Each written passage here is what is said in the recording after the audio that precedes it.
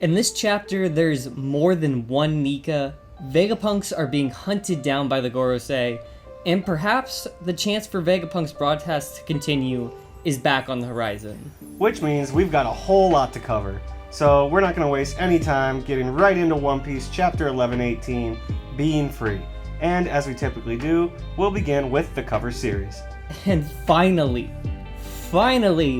Yamato is leaving the Flower Capital after what feels like it's been 8 or 9 covers where she's just been window shopping around the Flower Capital. But it does feel like this cover series is probably about to start to pick up again. Yeah, just like the actual Wano arc, took forever to actually get to the main point, but now it's going to start popping off. There were just so many named characters in the Flower Capital, now it feels like it's going to be a bit more sparse with her just going through Wano. But, as we start the chapter itself, it is a lot less calm than Yamato's departure, as you see the Marines in total panic as they look up and see the Iron Giant just coming crashing down on them. And at the same time, we also get to see a peek inside of the giant to see that the transponder Den Mushi is still alive and at least attempting to broadcast more of Vegapunk's message. So going back to what it was, he was saying, amongst you, there is also Mo or also, and now, and their name was... But then it cuts out again, like you said, so he's now falling into the water with the Den Mushi in him, and you see the Iron Giant asking, "Where are you?" calling out to Joy Boy. Right, he wanted to cross paths. You were right here, right, Joy Boy? And you can tell, like, he knows it was there. It was this close, but now he's kind of shutting down. It is kind of interesting how it seems like he's become more sentient as he's been awake more, whereas, like, sentences have become more articulate. Yeah, really isn't thinking like a robot you would think would. And, I mean, Luffy even noted before, there's no room for a pilot in this. This is meant to move autonomously, so if it's powered by the drums of liberation, this could be its own, like, sentient free being. thinking. However, back into those waves, you see the Marines above the water, now turning their focus from what was an Iron Giant to now a giant boar, as Warcurry's just standing there menacingly. Yeah, and like kind of looks a little bit like Pika and San Juan Wolf combined, with just like a very flat yet gigantic face that just takes up all space above the ground. His nose is like the size of a battleship. Yeah. And I feel bad for some of these Marines, dude. Even for people to come as like a hardened Marine going to Egghead, none of them anticipated shit like this happening. Just a huge giant devil warthog glaring down at you after this giant robot crashes into the sea next to you. Yeah, they're cooked. But turning our focus off of Egghead onto page 3, you do see more reactions around the world as they're talking about this broadcast being interrupted, and it seems like they're able to kind of piece together just slowly what exactly might be happening by this being interrupted and what that might imply for not only who would be going after Vegapunk, but why they would. Yeah, and unfortunately a lot of people still just aren't fully able to grasp the idea of the government being as corrupt as they really are, and so naturally many of them, even our boy Leo, go back to blaming Luffy and the Straw Hat crew for kidnapping him and allegedly killing him. I feel bad for how gullible Leo is. Yeah. Even Rebecca's like, God, dude, come on, you met him. He's little, he doesn't have much room our for country. brain. It is nice seeing some other faces we haven't seen in a while. It seems like this is kind of a weekly occurrence now, but in Alabasta, you see characters like Koza and his father Toto, but amongst the crowd, you see those other people, like you said, they're talking, I mean, he committed those grave crimes, but the government wouldn't just erase him, would they? LOL. Like, it's just so oblivious to what's really going on. But my favorite, actually, of the appearances we have of characters we haven't seen in a while was Mr. Nine and Miss Monday in the bottom right corner with their son, which I completely forgot these two even started a family. There's the cover with them sitting with their child, but weird taking ourselves all the way back to Whiskey Peak after the slaughter that happened there with Zoro. Yeah, and I won't lie, I would not have noticed that if you didn't point that out to me. But going back to Egghead, we tune into a conversation going on between York and the Gorosei, keying in on the remaining Vegapunks who are still interfacing with Punk Records. She basically just rats out where Lilith and Atlas are. As soon as she's asked by the Gorosei, she checks, as she says, I'll check who's interfacing with Punk Records, and then says there's only 2 left as you see Lilith and Atlas in the background. But that's very choice wording to include, not saying there's 2 Vegapunks alive. She says there's 2 Vegapunks interfacing with Punk Records. Exactly, and especially with all that he's already done to help the Straw Hats in planning out their escape with the cloud technology, it leads us to believe, is there a potential that there is another Vegapunk satellite alive, being Edison, who is simply not interfacing with Punk Records anymore? It's very possible, especially considering the fact that we've seen this happen before with the character of York, who just chose to not interface when she was making plans to betray the other Vegapunks with the Gorosei. So we know it's possible. We didn't see Edison get killed by somebody like Saturn, who was just banging on the computers inside of Punk Records in the Mother Flame. So it might be possible he just turned it offline for a minute and we're gonna come back. So we want to ask you guys, what do you think is the real fate of Edison right now? So let us know in the comments down below whether you think we might even see him again or whether he just got off-screened. And after learning this, the Gorosei lock in on the importance of eliminating the remaining, as they put it, loose ends, so that they can still utilize Punk Records through York, which we called, you specifically, in that they would keep her alive in order to benefit from all of Vegapunk's extra research and knowledge. If York makes it out and she does stay with the government, so they still have to balance it out by having their own Vegapunks, they might not kill her, but they could keep her as their own, like, brain slave. Especially considering from the fact that Warkery himself says Punk Records appears to have been programmed to function and grow even after Stella's termination. Wild to consider the fact that he is still having this brainwave activity and that giant brain we saw is still surviving, despite his actual body being fully pretty much destroyed at this point. But because of that, like they said, we could just have York be turned into a sort of mental servant for the Gorosei and the government. And if they have that one Vegapunk, they could control so much more if they're able to eliminate the others. Moving on to page 5, we do see where the location, at least, of one of the 2. Exactly. We get a more hopeful note for them. On the northeast coast, where the giant warrior pirate ship is still docked, but has been fixed and is getting ready again to depart. They really just tied rope around the figurehead and tied it back on the mast. Hey man, don't have duct tape, make do. You're in the middle of a battle.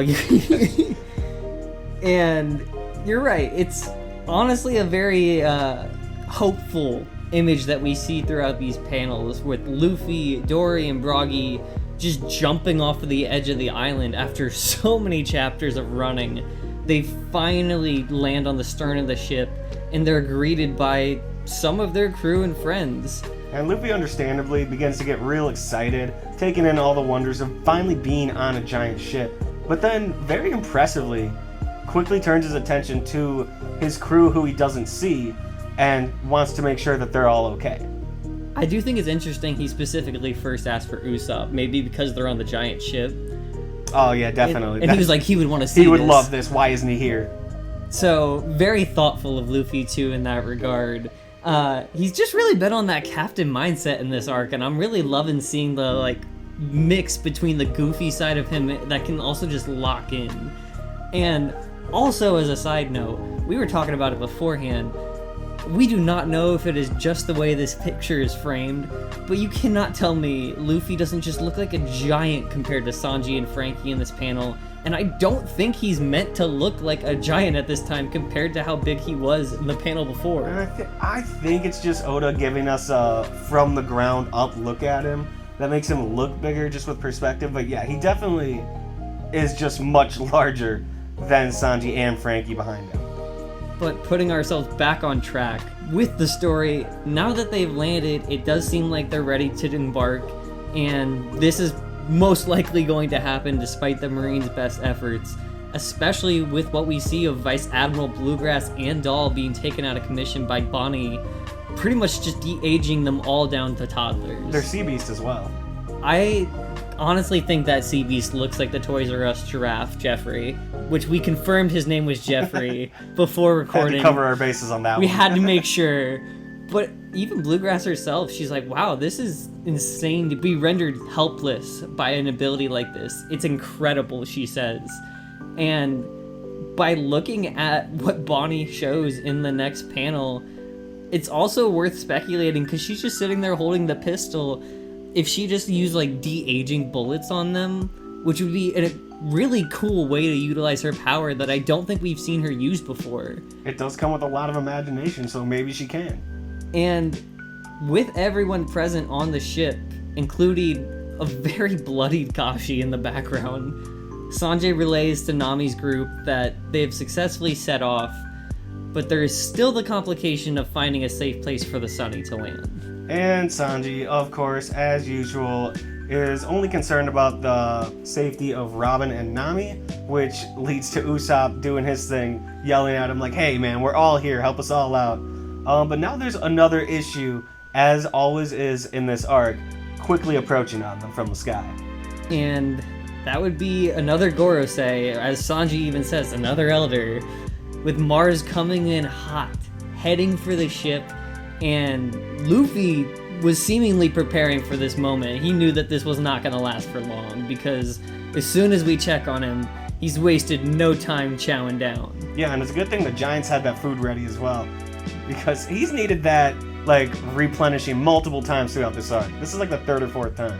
This is like his 5th time where he's going to be going back into Gear 5. The man he's needed a quick it. replenish each time, that's what I'm saying. But it's a good thing he doesn't waste any time, because as Mars is approaching quickly, as they're trying to set sail, we see another use of that knockoff Boro Breath, which is honestly impressively being held off by 3 giants using their bucklers, just standing in the flames like some real warriors. Yeah, and as we see on the next page, they didn't come out of that unscathed. One of them especially seemed to be very burnt, and it's spreading across the ship at this point and even reaching towards the sails. No, despite their best efforts, it is still taking off very quickly, and if they don't take care of that and their sails are burnt up, they're going to be dead in the water anyway. And it seems like Dory and Broggy know that too, because they make the point that if these guys can fly, they can chase us to the end of the world, so we can't run from this fight anymore. And luckily for them, as we had just mentioned, Luffy is now stuffed with food, ready to go, and hops right back into Gear 5 form once again, and starts shifting the water around them as a result. It definitely reminds me of like when he bounced the floor on the top of Onigashima, but he's doing it to the ocean right now, and you can see the reaction from the Marines, who their intelligence is just kind of being mocked throughout this chapter, where they're like, oh, is the flooding happening right now? Are the sea levels rising at this moment? And it's just making them panic even more, so they're just not doing anything effectively. And then on the ship, you've got Bonney, who immediately recognizes that Luffy has taken Nika form, and we again get that confirmation that he has no idea what they're talking about when they say that. No, but the Giants do, and you can see Dory and Broggy on the next panel talking like it's a festive beat, and very interestingly, say it as though they have no ability to control themselves from dancing to this music, despite the fact that they should be putting out these flames.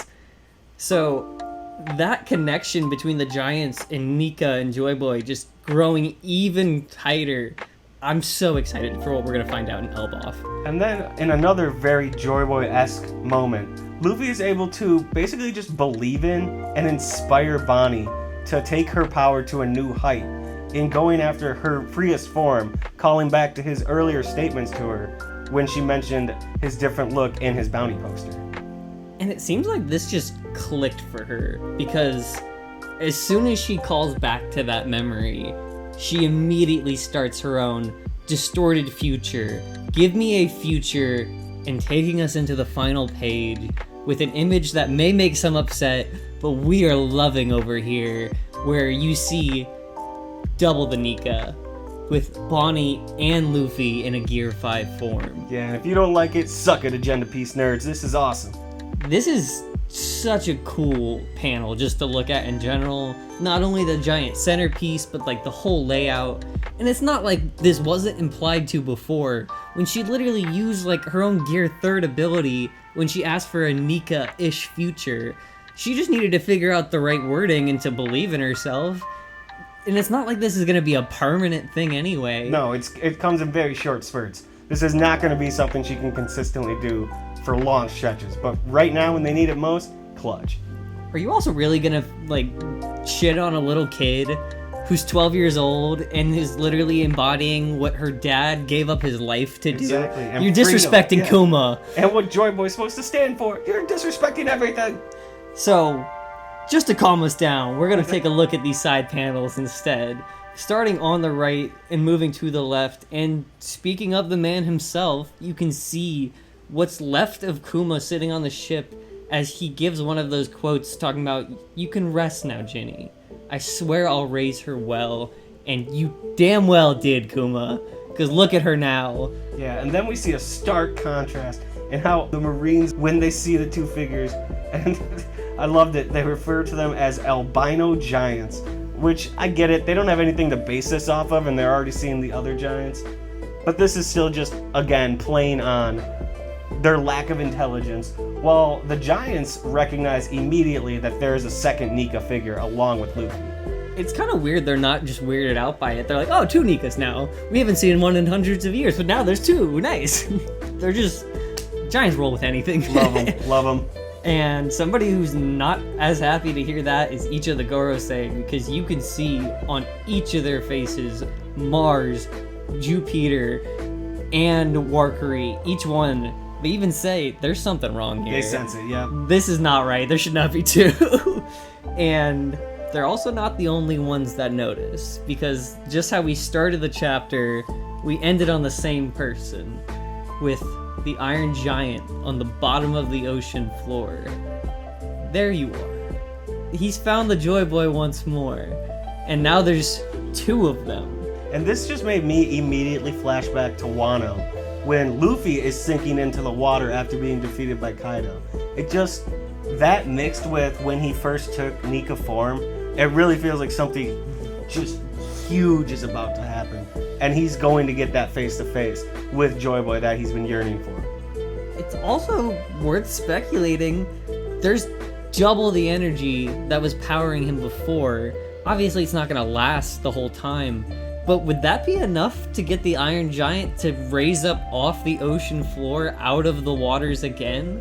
And if he does, that also parallels something we saw at the very start of this arc, with the Vega Force 1 picking up the Sunny out of the waters after it had capsized. Exactly, and Vega Force 1 was modeled after this Iron Giant, so it would go to make sense that the Iron Giant could pull off that exact same thing.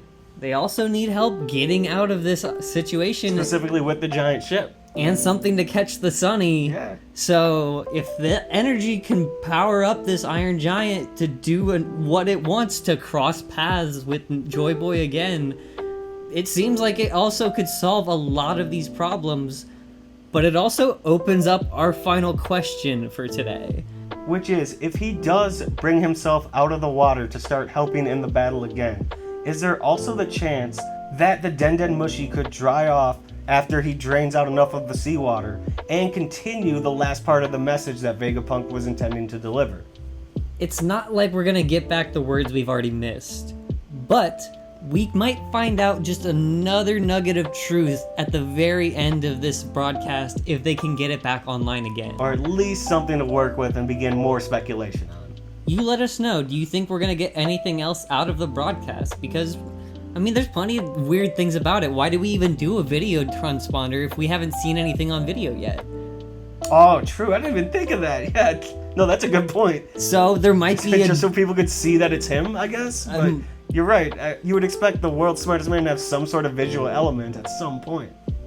There's a lot to question, but you, again, let us know your guys' thoughts in the comments down below. Like the video if we made you notice or see something that you didn't pick up on your first read through. Subscribe to become a part of our growing pirate fleet. And as always, don't forget, be crew.